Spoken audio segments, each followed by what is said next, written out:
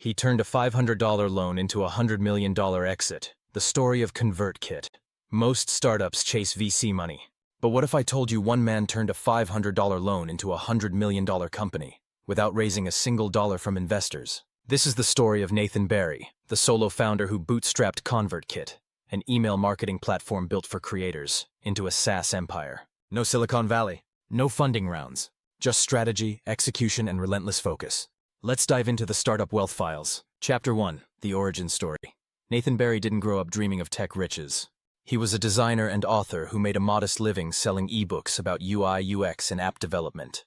In 2012, he published Authority, a book about self-publishing that earned over $80,000 in sales.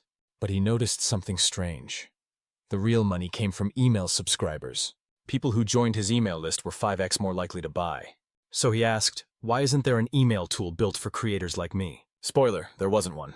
So he built it. He called it ConvertKit. But unlike other SaaS founders, Nathan didn't raise money. He took out a $5,000 personal loan, and later, a $500 peer-to-peer loan.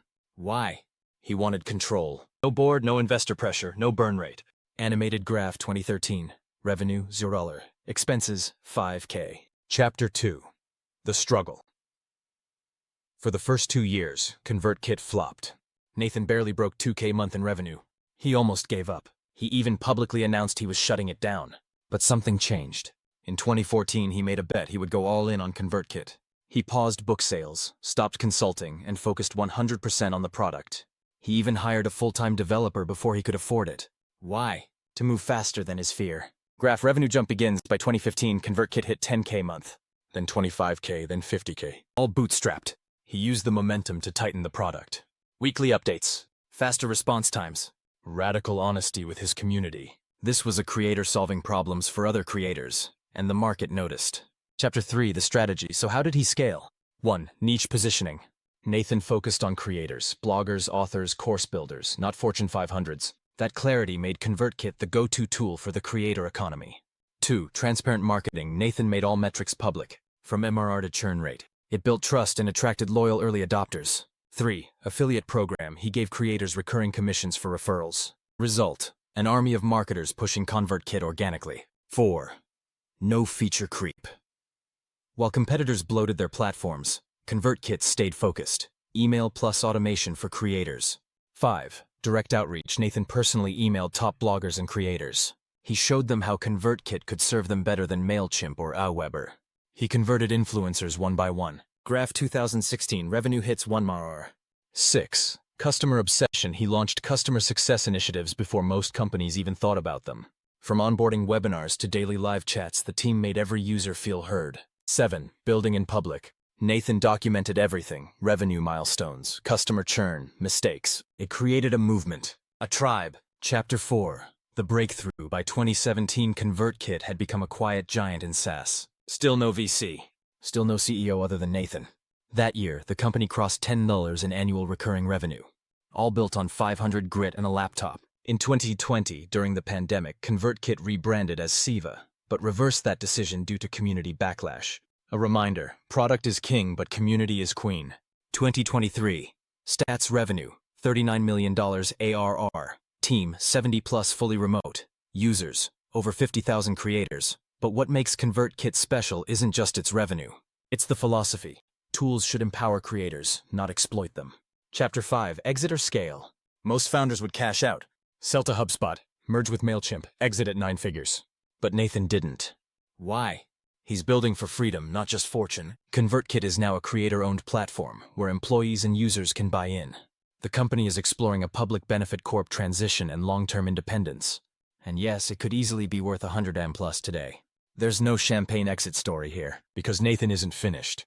He's just getting started. Chapter 6, the founder behind the brand. Nathan Barry's background is a lesson in self-education and adaptability. Born in 1990, he never followed a traditional business path. He began his career as a designer and developer, eventually working as the lead designer at a company called Mobify. While there, he started building side projects, including apps and writing about user interface design, which led to the launch of his blog and several self-published books. His success with self-publishing, particularly with Authority and designing web applications, provided the financial cushion and experience to test his theory that creators were being underserved by the existing email platforms. Instead of continuing down the path of content creation alone, Nathan transitioned to building a product, ConvertKit, that embodied everything he had been writing about: audience building, trust, systems, and scalable value. Nathan is also the creator of the Web App Challenge, a public experiment he launched in 2012 where he aimed to build a web app that generated 5K in MRR in 6 months. While the project didn't fully succeed at that time, it laid the groundwork for his understanding of SaaS and was instrumental in forming the early prototype of ConvertKit. His writings and podcast appearances frequently emphasize systems thinking, creator-first ethics, and long-term value. His Twitter feed is a goldmine of transparency, sharing revenue updates, product strategies, and even emotional lows. Today, Nathan serves not just as ConvertKit's CEO, but as a thought leader in the bootstrapped startup world. He regularly speaks at conferences about email marketing, audience growth, and bootstrapping software companies. What truly sets Nathan apart is his unwavering commitment to the creator economy. ConvertKit's features are tailored to writers, podcasters, YouTubers, and educators, people who want to own their platform and build an email-first business. In a world obsessed with growth at all costs, Nathan Barry's journey proves that you can grow slowly, profitably, and ethically, and still win big. Chapter 7. Creator First Always. One of ConvertKit's strongest brand pillars is the concept of putting creators first. Unlike platforms that emphasize monetization through intrusive advertising or extractive data practices, ConvertKit is built around the concept of empowering its users with full control. This shows up in multiple ways. Simple, focused UI with no upsell bloat. Tools that emphasize email-first growth, which remains the highest ROI channel for creators. Transparent communication on pricing, updates, and policies. ConvertKit also launched initiatives like the Creator Fund, a pool of money established to help creators during the COVID-19 crisis. This initiative helped hundreds of creators cover basic expenses while transitioning their businesses online. More recently, ConvertKit launched Commerce, allowing creators to sell digital products directly from their email platform. Instead of needing 3 to 4 different SaaS tools, creators could now capture emails, nurture leads, and close sales, all under one roof. This vertically integrated model doesn't just reduce complexity.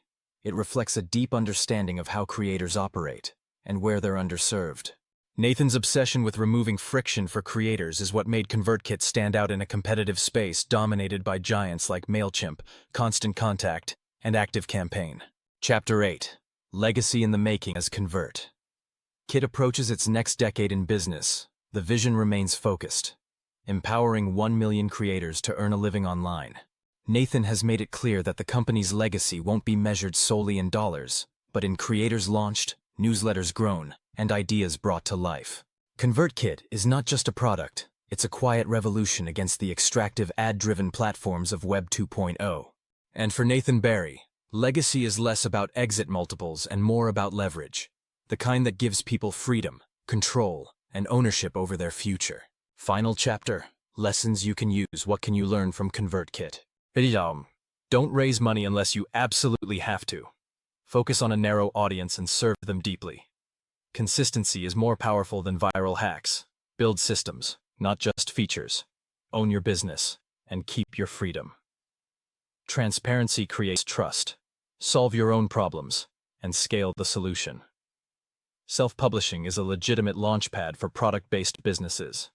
Your community can become your best marketing asset if you treat them with respect. Sometimes, the slow lane builds the most resilient companies. This isn't just a ConvertKit story. It's a creator's blueprint, a path forward for anyone tired of chasing investors, hacks, and trends. You don't need to go big to go wealthy. You just need the right stack, the right mindset, and the guts to build slow and smart. And don't forget to subscribe for more founder stories, startup playbooks, and smart wealth strategies. This is Startup Wealth Files, where real founders build real wealth without selling their souls. See you in the next one.